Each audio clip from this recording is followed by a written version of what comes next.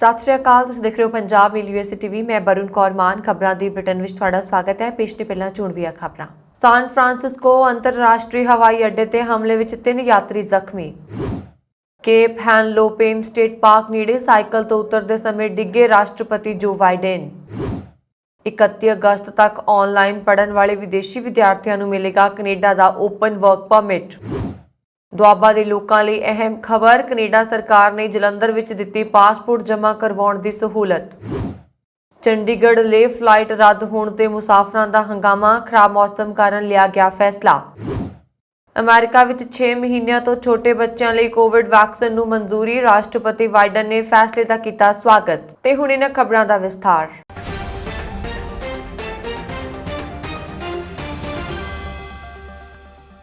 America ਦੇ San Francisco ਅੰਤਰਰਾਸ਼ਟਰੀ ਹਵਾਈ ਅੱਡੇ ਤੇ ਸ਼ੁੱਕਰਵਾਰ ਨੂੰ ਇੱਕ ਵਿਅਕਤੀ ਨੇ ਯਾਤਰੀਆਂ ਤੇ ਤੇਜ਼ਧਾਰ ਹਥਿਆਰਾਂ ਨਾਲ ਹਮਲਾ ਕਰ ਦਿੱਤਾ। ਅਧਿਕਾਰੀਆਂ ਨੇ ਇਹ ਜਾਣਕਾਰੀ ਦਿੱਤੀ। ਉਹਨਾਂ ਨੇ ਦੱਸਿਆ ਕਿ ਹਮਲੇ ਵਿੱਚ 3 ਯਾਤਰੀ ਜ਼ਖਮੀ ਹੋ ਗਏ। ਹਾਲਾਂਕਿ ਬਾਅਦ ਵਿੱਚ ਅਧਿਕਾਰੀਆਂ ਨੇ ਹਮਲਾਵਰ ਨੂੰ ਗ੍ਰਿਫਤਾਰ ਕਰ ਲਿਆ।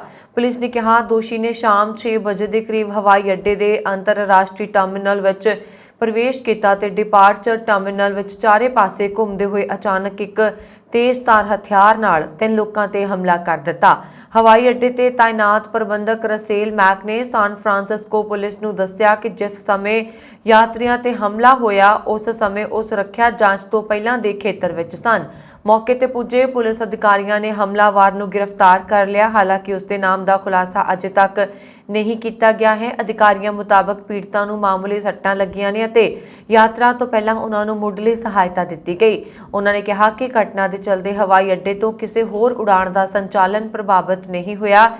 ਰਸੇਲ ਮੈਕ ਨੇ ਕਿਹਾ ਕਿ ਫਿਲਹਾਲ ਇਹ ਸਪਸ਼ਟ ਨਹੀਂ ਹੈ ਕਿ ਸ਼ੱਕੀ ਕਿਹੜੀ ਉਡਾਣ ਦਾ ਯਾਤਰੀ ਸੀ ਜਾਂ ਨਹੀਂ ਅਤੇ ਉਸਨੇ ਕਿਸ ਮਕਸਦ ਨਾਲ ਹਮਲਾ ਕੀਤਾ।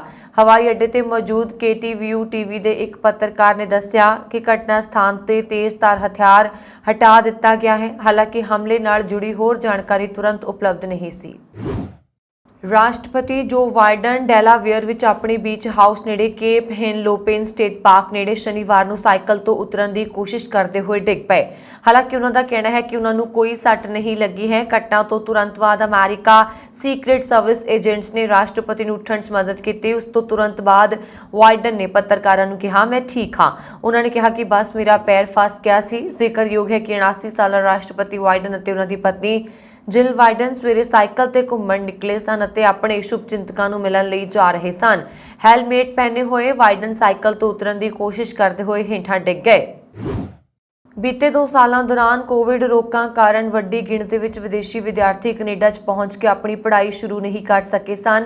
ਇਸ ਦੇ ਉਲਟ ਉਹਨਾਂ ਨੂੰ ਕੈਨੇਡਾ ਦੇ ਵੀਜ਼ਾ ਅਧਿਕਾਰੀਆਂ ਤੋਂ ਸਟੱਡੀ ਪਰਮਿਟ ਮਨਜ਼ੂਰ ਕਰਵਾਉਣ ਉਪਰੰਤ ਵਿਦੇਸ਼ਾਂ ਵਿੱਚ ਆਪਣੇ ਘਰਾਂ ਤੋਂ ਹੀ ਆਨਲਾਈਨ ਪੜ੍ਹਨਾ ਪੈ ਰਿਹਾ ਸੀ ਅਤੇ ਕੈਨੇਡਾ ਦੇ ਇਮੀਗ੍ਰੇਸ਼ਨ ਮੰਤਰਾਲੇ ਵੱਲੋਂ ਉਹਨਾਂ ਨੂੰ ਪੜ੍ਹਾਈ ਪੂਰੀ ਹੋਣ ਤੋਂ ਬਾਅਦ ਮਿਲਣ ਵਾਲੇ ਓਪਨ ਵਰਕ ਪਰਮਿਟ ਦੀਆਂ ਸ਼ਰਤਾਂ ਨਰਮ ਕੀਤੀਆਂ ਗਈਆਂ ਤਾਂ ਕਿ ਆਨਲਾਈਨ ਪੜ੍ਹਨ ਵਾਲੇ ਨੌਜਵਾਨਾਂ ਨੂੰ ਕੈਨੇਡਾ ਵਿੱਚ ਆਪਣਾ ਭਵਿੱਖ ਸਿਰਜਣ ਦਾ ਜਾਂ ਰੁਕਾਵਟ ਨਾ ਪਵੇ। ਕਰੋਨਾ ਮਹਾਮਾਰੀ ਤੋਂ ਪਹਿਲਾਂ ਓਪਨ ਵਰਕ ਪਰਮਿਟ ਵਾਸਤੇ ਹਰੇਕ ਵਿਦੇਸ਼ੀ ਵਿਦਿਆਰਥੀ ਦਾ ਕੈਨੇਡਾ ਜਾ ਕੇ ਉੱਥੇ ਦੇ ਮਾਨਤਾ ਪ੍ਰਾਪਤ ਵਿਦਿਅਕ ਅਦਾਰੇ ਵਿੱਚ ਪੜ੍ਹਾਈ ਪੂਰੀ ਕਰਨਾ ਲਾਜ਼ਮੀ ਸੀ। ਇਸ ਸ਼ਰਤ ਵਿੱਚ ਹੁਣ ਤੱਕ ਦੀ ਛੋਟ ਮੁਤਾਬਕ 21 ਅਗਸਤ 2022 ਤੱਕ ਕੈਨੇਡਾ ਤੋਂ ਬਾਹਰ ਰਹਿ ਕੇ ਪੜ੍ਹਨ ਅਤੇ ਕੋਰਸ ਪੂਰਾ ਕਰਨ ਵਾਲੇ ਵਿਦਿਆਰਥੀ ਵੀ ਕੈਨੇਡਾ ਜਾ ਕੇ ਓਪਨ ਵਰਕ ਪਰਮਿਟ ਲੈਣ ਦੇ ਯੋਗ ਸਮਝੇ ਜਾਣਗੇ। ਇਮੀਗ੍ਰੇਸ਼ਨ ਮੰਤਰਾਲੇ ਦੇ ਨਿਯਮਾਂ ਅਨੁਸਾਰ ਕੁੱਲ ਮਿਲਾ ਕੇ ਮਾਰਚ 2020 ਤੋਂ ਅਗਸਤ 2022 ਤੱਕ ਵਿਦੇਸ਼ਾਂ ਵਿੱਚ ਰਹਿ ਕੇ ਕੈਨੇਡਾ ਦੀ ਪੜ੍ਹਾਈ ਪੜ੍ਹਨ ਵਾਲੇ ਵਿਦੇਸ਼ੀ ਵਿਦਿਆਰਥੀਆਂ ਲਈ 3 ਸਾਲਾਂ ਤੱਕ ਦੀ ਮਿਆਦ ਵਾਲੇ ਵਰਕ ਪਰਮਿਟ ਵਾਸਤੇ ਕੈਨੇਡਾ ਦੇ ਦਰਵਾਜ਼ੇ ਖੁੱਲ੍ਹ ਜਾਣਗੇ।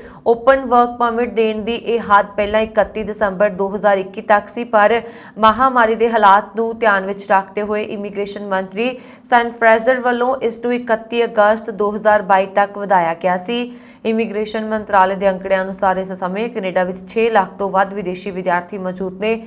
2021 ਵਿੱਚ ਕੈਨੇਡਾ ਵੱਲੋਂ ਲਗਭਗ 45,000 ਸਟੱਡੀ ਪਰਮਿਟ ਜਾਰੀ ਕੀਤੇ ਗਏ, ਜਿਨ੍ਹਾਂ ਵਿੱਚ 4,50,000 ਸਟੱਡੀ ਪਰਮਿਟ ਜਾਰੀ ਕੀਤੇ ਗਏ, ਜਿਨ੍ਹਾਂ ਵਿੱਚ 2,17,410 ਵੀਜ਼ਾ ਭਾਰਤ ਦੇ ਨੌਜਵਾਨਾਂ ਨੂੰ ਮਿਲੇ ਸਨ। ਪਰ ਇਸ ਚੱਲ ਰਹੇ ਵਰ੍ਹੇ ਦੌਰਾਨ ਭਾਰਤ ਤੋਂ ਵੀਜ਼ਾ ਦਿੱਤੇ ਜਾਣ ਦੀ ਦਰ ਘੱਟ ਰਹਿਣ ਦੀ ਸੰਭਾਵਨਾ ਦੱਸੀ ਜਾ ਰਹੀ ਹੈ, ਕਿਉਂਕਿ ਰਿਫਿਊਜ਼ਲ ਆਮ ਨਾਲੋਂ ਵੱਧ ਦੱਸੀ ਜਾ ਰਹੀ ਹੈ। ਕੋਵਿਡ ਤੋਂ ਬਾਅਦ ਜਿਵੇਂ-ਜਿਵੇਂ ਵਿਦੇਸ਼ ਜਾਣ ਦੇ ਰਸਤੇ ਖੁੱਲ੍ਹ ਰਹੇ ਨੇ, ਕੈਨੇਡਾ ਸਰਕਾਰ ਨੇ ਪੰਜਾਬ ਖਾਸ ਤੌਰ ਤੇ ਦੁਆਬੇ ਦੇ ਲੋਕਾਂ ਲਈ ਆਪਣੀਆਂ ਯਾਤਰਾ ਸਹੂਲਤਾਂ ਦਾ ਵਿਸਤਾਰ ਕੀਤਾ ਹੈ। ਇਸ ਦੇ ਤਹਿਤ ਕੈਨੇਡਾ ਜਾਣ ਵਾਲੇ ਬਿਨੇਕਾਰਾਂ ਜਿਨ੍ਹਾਂ ਦੇ ਵੀਜ਼ਾ ਕੈਨੇਡਾ ਸਰਕਾਰ ਵੱਲੋਂ ਅਪਰੂਵ ਹੋ ਗਏ ਨੂੰ ਆਪਣੇ ਪਾਸਪੋਰਟ ਜਲੰਧਰ, ਚੰਡੀਗੜ੍ਹ ਅਤੇ ਦਿੱਲੀ ਵਿੱਚ ਜਮ੍ਹਾਂ ਕਰਵਾਉਣ ਦੀ ਸਹੂਲਤ ਮੁਹੱਈਆ ਕਰਵਾਈ ਗਈ ਹੈ। ਜਲੰਧਰ ਵਿੱਚ ਸਥਿਤ BFS ਜਾਣੇ ਕਿ ਵੀਜ਼ਾ ਫੈਸਿਲਿਟੇਸ਼ਨ ਸੈਂਟਰ ਗਲੋਬਲ ਵਿੱਚ 18 ਜੂਨ ਤੋਂ ਹਰ ਸ਼ਨੀਵਾਰ ਨੂੰ ਅਜਿਹੇ ਬਿਨੇਕਾਰ ਆਪਣੇ ਪਾਸਪੋਰਟ ਅਤੇ ਅਪਰੂਵਲ ਦਸਤਾਵੇਜ਼ ਜਮ੍ਹਾਂ ਕਰਵਾ ਸਕਦੇ ਨੇ। ਸਿਰਫ ਉਹੀ ਬਿਨੇਕਾਰ ਆਪਣੇ ਪਾਸਪੋਰਟ ਜਮ੍ਹਾਂ ਕਰਵਾ ਸਕਣਗੇ ਜਿਨ੍ਹਾਂ ਨੂੰ ਅੰਬੈਸੀ ਵੱਲੋਂ ਮਨਜ਼ੂਰੀ ਪ੍ਰਾਪਤ ਹੋਏਗੀ। ਬਿਨੇਕਾਰ ਆਪਣੇ ਪਾਸਪੋਰਟ ਸਵੇਰੇ 9 ਵਜੇ ਤੋਂ ਦੁਪਹਿਰ 2 ਵਜੇ ਤੱਕ BFS ਦਫ਼ਤਰ ਵਿੱਚ ਜਮ੍ਹਾਂ ਕਰਵਾ ਸਕਦੇ ਨੇ।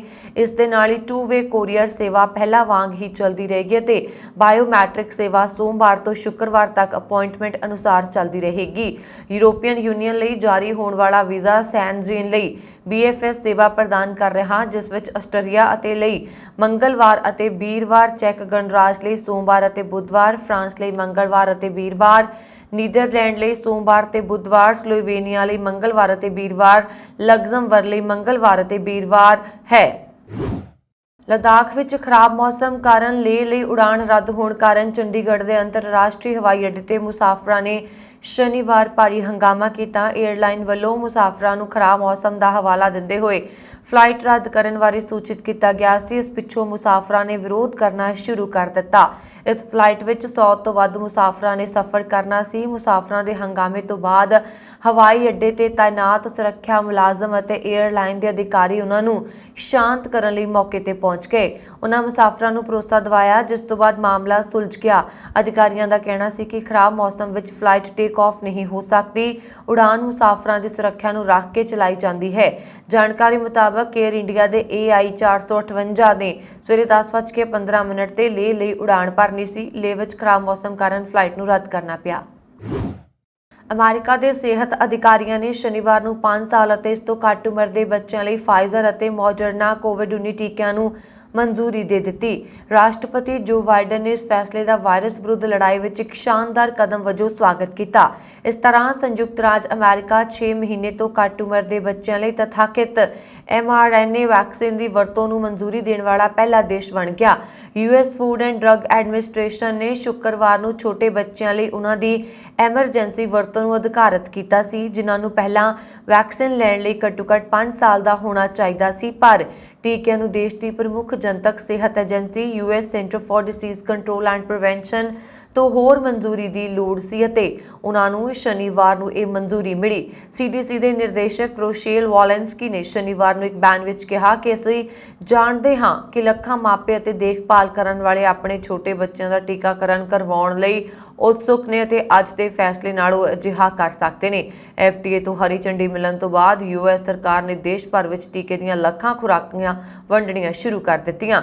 ਬਾਈਡਨ ਨੇ ਵਾਅਦਾ ਕੀਤਾ ਹੈ ਕਿ ਮਾਪੇ ਆਪਣੇ ਛੋਟੇ ਬੱਚਿਆਂ ਨੂੰ ਹਸਪਤਾਲਾਂ, ਕਲੀਨਿਕਾਂ, ਫਾਰਮੇਸੀਆਂ ਅਤੇ ਡਾਕਟਰਾਂ ਦੇ ਦਫ਼ਤਰਾਂ ਵਿੱਚ ਟੀਕਾਕਰਨ ਕਰਵਾਉਣ ਲਈ ਅਗਲੇ ਹਫ਼ਤੇ ਦੇ ਸ਼ੁਰੂ ਵਿੱਚ ਮੁਲਾਕਾਤਾਂ ਦਾ ਸਮਾਂ ਤੈਅ ਕਰਨਾ ਸ਼ੁਰੂ ਕਰ ਸਕਦੇ ਨੇ। ਸ਼ਨੀਵਾਰ ਨੂੰ ਇੱਕ ਬਿਆਨ ਵਿੱਚ ਉਹਨਾਂ ਨੇ ਟੀਕਿਆਂ ਨੂੰ ਸੁਰੱਖਿਅਤ ਅਤੇ ਬਹੁਤ ਪ੍ਰਭਾਵਸ਼ਾਲੀ ਦੱਸਿਆ ਅਤੇ ਕਿਹਾ ਕਿ ਸਾਰੇ ਦੇਸ਼ਾਂ ਵਿੱਚ ਮਾਪਿਆਂ ਲਈ ਇਹ ਰਾਹਤ ਅਤੇ ਜਸ਼ਨ ਦਾ ਦਿਨ ਹੈ। ਉਹਨਾਂ ਨੇ ਕਿਹਾ ਕਿ ਆਉਣ ਵਾਲੇ ਹਫ਼ਤਿਆਂ ਵਿੱਚ ਵੱਧ ਤੋਂ ਵੱਧ ਖੁਰਾਕਾਂ ਭੇਜੇ ਜਾਣ ਦੇ ਨਾਲ ਹਰੇਕ ਮਾਤਾ-ਪਿਤਾ ਜੋ ਇੱਕ ਟੀਕਾ ਚਾਹੁੰਦੇ ਨੇ ਪ੍ਰਾਪਤ ਕਰਨ ਦੇ ਯੋਗ ਹੋਣਗੇ। ਵੈਕਸੀਨ ਜੋ ਮਹੀਨੇ ਵਿੱਚ 2 ਖੁਰਾਕਾਂ ਵਿੱਚ ਦਿੱਤੀ ਜਾਂਦੀ ਹੈ, 6 ਮਹੀਨੇ ਤੋਂ 5 ਸਾਲ ਦੀ ਉਮਰ ਦੇ ਬੱਚਿਆਂ ਲਈ 25 ਮਾਈਕਰੋਗ੍ਰਾਮ ਵਿੱਚ ਉਪਲਬਧ ਹੋਏਗੀ। ਫਾਈਜ਼ਰ ਬਾਇਓਨਟੈਕ ਵੈਕਸੀਨ ਹੁਣ 6 ਮਹੀਨੇ ਤੋਂ 4 ਸਾਲ ਦੀ ਉਮਰ ਦੇ ਬੱਚਿਆਂ ਲਈ ਅਧਿਕਾਰਿਤ ਹੈ ਤੇ ਪ੍ਰਤੀ ਟੀਕਾ 3 ਮਾਈਕਰੋਗ੍ਰਾਮ ਦੀ ਖੁਰਾਕ ਵਿੱਚ ਦਿੱਤਾ ਜਾਏਗਾ। ਬਾਲਗ ਖੁਰਾਕ ਦਾ 10ਵਾਂ ਹਿੱਸਾ। ਹਾਲਾਂਕਿ ਫਰਕ ਇਹ ਹੈ ਕਿ ਬੱਚਿਆਂ ਨੂੰ 3 ਖੁਰਾਕਾਂ ਦਿੱਤੀਆਂ ਜਾਣਗੀਆਂ, ਪਹਿਲੇ 2-3 ਹਫ਼ਤਿਆਂ ਦੇ ਇਲਾਵਾ ਅਤੇ ਤੀਜੇ 8 ਹਫ਼ਤਿਆਂ ਬਾਅਦ। ਅਮਰੀਕਾ ਵਿੱਚ 8 ਮਹੀਨੇ ਦੀ ਇੱਕ ਗਰਭਵਤੀ ਮਹਿਲਾ ਦੀ ਗਲਾ ਵੱਢ ਕੇ ਹੱਤਿਆ ਕਰ ਦਿੱਤੀ ਗਈ। ਮਹਿਲਾ ਦੀ ਸਿਰ ਕਟੀ ਲਾਸ਼ ਕਈ ਦਿਨਾਂ ਬਾਅਦ ਉਸਦੇ ਅਪਾਰਟਮੈਂਟ ਤੋਂ ਮਿਲੀ। ਉਸਦਾ ਕਟਿਆ ਸਿਰ ਅਪਾਰਟਮੈਂਟ ਦੇ ਬਾਹਰ ਇੱਕ ਡਸਟਬਿਨ ਵਿੱਚ ਮਿਲਿਆ। ਇਸ ਮਾਮਲੇ ਵਿੱਚ ਪੁਲਿਸ ਨੇ ਮਹਿਲਾ ਦੇ ਸਾਬਕਾ ਪ੍ਰੇਮੀ ਨੂੰ ਕਾਬੂ ਕਰ ਲਿਆ। ਦੱਸਿਆ ਜਾ ਰਿਹਾ ਕਿ ਉਹਨਾਂ ਦੇ ਹੋਣ ਵਾਲੇ ਬੱਚੇ ਨੂੰ ਇਸ ਦੁਨੀਆ ਵਿੱਚ ਨਹੀਂ ਆਉਣ ਦੇਣਾ ਚਾਹੁੰਦੇ ਸੀ, ਇਸ ਲਈ ਉਸਨੇ ਆਪਣੀ ਸਾਬਕਾ ਪ੍ਰੇਮਿਕਾ ਦੀ ਬੇਰਹਿਮੀ ਨਾਲ ਹੱਤਿਆ ਕਰ ਦਿੱਤੀ ਸੀ। 22 ਸਾਲ ਦੀ ਲੀਸੇ ਡੋਡ 8 ਮਹੀਨੇ ਦੀ ਗਰਭਵਤੀ ਸੀ। ਅਗਲੇ ਮਹੀਨੇ ਉਹ ਆਪਣੇ ਬੱਚੇ ਨੂੰ ਜਨਮ ਦੇਣ ਵਾਲੀ ਸੀ, ਲੇਕਿਨ ਉਹਨਾਂ ਦਾ ਸਾਬਕਾ ਪ੍ਰੇਮੀ ਇਸ ਗੱਲ ਤੋਂ ਖਫਾ ਸੀ, ਜਿਸ ਦੇ ਚੱਲਦਿਆਂ ਉਸਨੇ ਲੀਸੇ ਦੀ ਗਲਾ ਵੱਢ ਕੇ ਹੱਤਿਆ ਕਰ ਦਿੱਤੀ। ਲੀਸੇ ਦੀ ਲਾਸ਼ ਕਈ ਦਿਨਾਂ ਤੱਕ ਉਸਦੇ ਅਪਾਰਟਮੈਂਟ ਵਿੱਚ ਹੀ ਪਈ ਰਹੀ। ਕੈਨੇਡੀਅਨ ਸੰਸਦ ਉੱਪਰ ਬੰਬ ਹਮਲੇ ਦੀ ਝੂਠੀ ਖਬਰ ਦੇ ਆਧਾਰ ਤੇ ਗ੍ਰਿਫਤਾਰ ਕੀਤੇ ਸਿੱਖ ਪਰਮਿੰਦਰ ਸਿੰਘ ਅਤੇ ਮਨਵੀਰ ਸਿੰਘ ਨੇ ਆਪਣੀ ਹੱਡਬੀਤੀ ਸੁਣਾਉਂਦਿਆਂ ਇਨਸਾਫ ਦੀ ਮੰਗ ਕੀਤੀ ਹੈ। उन्होंने दस्सिया कि थाणे लिजा के पुलिस ने दोहां नूं पग्गां उतारन लई मजबूर कर दिता, जबकि मनवीर सिंह तो उसकी किरपान भी जबरदस्ती उतरवाई गई। कनेडा विच सिखां नूं गिरफ्तार करन दी इस घटना ने पंजाब विच खाड़कूबाद दा ਉਹ ਦੌਰ ਚਿੱਤੇ ਕਰਵਾ ਦਿੱਤਾ ਹੈ ਜਦੋਂ ਬਿਨਾਂ ਕਿਸੇ ਕਸੂਰ ਤੋਂ ਕਿਸੇ ਨੂੰ ਵੀ गिरफ्तार कर लिया जाता सी। ग्लोबल न्यूज़ की रिपोर्ट मुताबक समाज में उच्चा रुतबा रखने वाले परमिंदर सिंह ने प्रधानमंत्री जस्टिन ट्रूडो सने कैनेडा के मोढ़ी सियासतदानां नाल अपणियां तस्वीरां दिखाउंदियां कहा कि वह दिन मेरी जिंदगी का काला दिन सी ते उस रात एक पल वास्ते भी मैं सौ ना सकिया। एक रिपोर्ट मुताबक चीन की विश्व पद्धरी इंटरनेट कंपनी बाइट डांस के मुलाजमान ने अमेरिका विचाले टिकटॉक वरतोकारां दा डेटा नियमां की उलंघना करके कई बार देखा। बज़फीड न्यूज़ ने टिकटॉक जिसकी मालक कंपनी बाइटांस है दियां 80 तो वध अंदरूनी मीटिंगां दे लीक हुए ऑडियो का हवाला दे के लिखा कि चीन के इंजीनियरां की पहुंच सितंबर 2021 तो लैके जनवरी 2022 तक अमेरिकी डेटा तक सी। अमेरिका विच एक टिकटॉक के स्टाफ नूं इस डेटा तक पहुंचण दी बनाउण दी मंजूरी नहीं है ते ना ही उन्हां नूं अजिहा अपने आप करन बारे कोई जानकारी है। टिकटॉक के ट्रस्ट ते सेफ्टी विभाग के एक मैंबर ने सितंबर 2021 की एक मीटिंग विच कहा है कि सब कुछ चीन विच देखा जा रहा है। ऑडियो टेपां विच संकेत मिलते हैं कि कंपनी शायद अमेरिकी दे आगुआं अपने वरतोकारां ते लोकां नूं गुमराह कर रही है। टिकटॉक के एक बुलारे ने कहा कि अमरीका विचाले डेटा की सुरक्षा बारे हर शक दूर करने का यतन करते हैं, इसलिए ਵੱਖ-ਵੱਖ खेतरां तो माहिर रखे गए हैं। जिक्रयोग है कि 2020 विच अमेरिकी राष्ट्रपति डोनाल्ड ट्रंप ने निजता ते सुरक्षा का हवाला दे के टिकटॉक उत्ते पाबंदी की चेतावनी दी सी। उन्होंने कहा सी कि बाइट डांस राही चीन की सरकार अमेरिकी लोगों दी निजी जानकारियां इकट्ठियां कर रही है।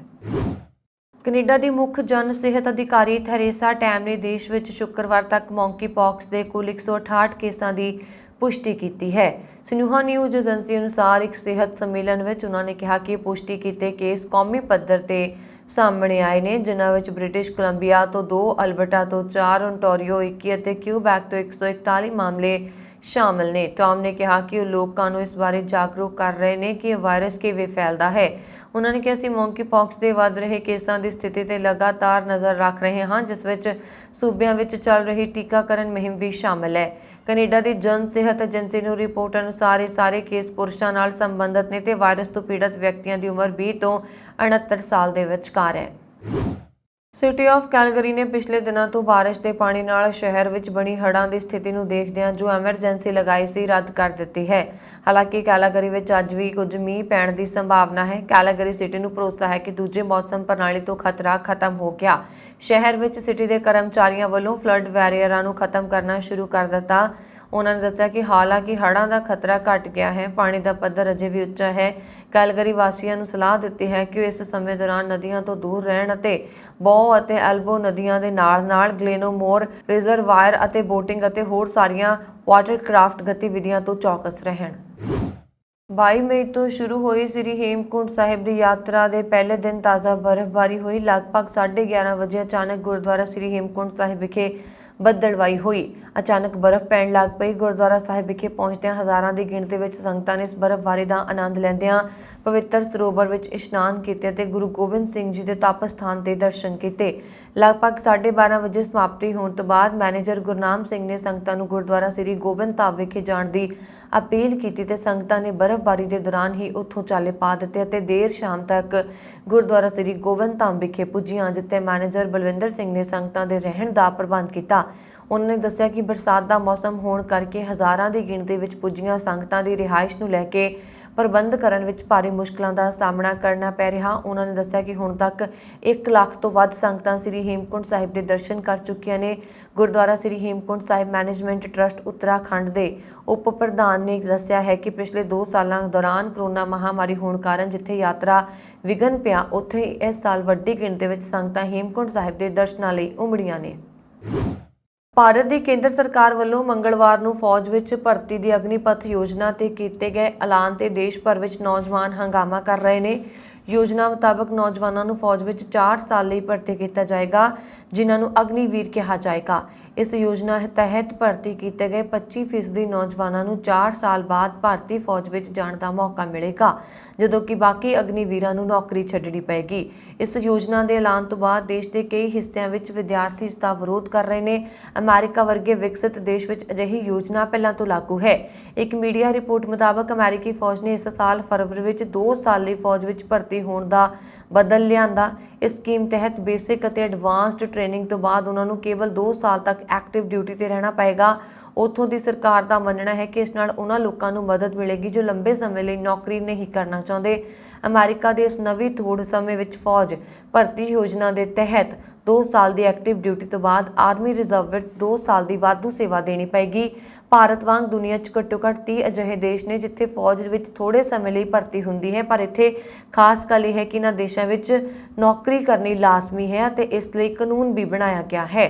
ਇਹ ਕਾਨੂੰਨ ਕੁਝ ਮਹੀਨਿਆਂ ਤੋਂ ਲੈ ਕੇ ਕੁਝ ਸਾਲਾਂ ਤੱਕ ਹੋ ਸਕਦਾ ਹੈ। ਇਹ ਸਨ ਹੁਣ ਤੱਕ ਦੀਆਂ ਖਬਰਾਂ। ਮੈਨੂੰ ਵਰੁਣ ਕੌਰ ਮਾਨ ਨੂੰ ਦਿਵਾ ਗਿਆ। ਹੋਰ ਖਬਰਾਂ ਦੇ ਲਈ ਸਾਡਾ YouTube ਚੈਨਲ ਪੰਜਾਬ ਮਿਲ USA TV ਜ਼ਰੂਰ ਸਬਸਕ੍ਰਾਈਬ ਕਰੋ। ਸਤਿ ਸ਼੍ਰੀ ਅਕਾਲ।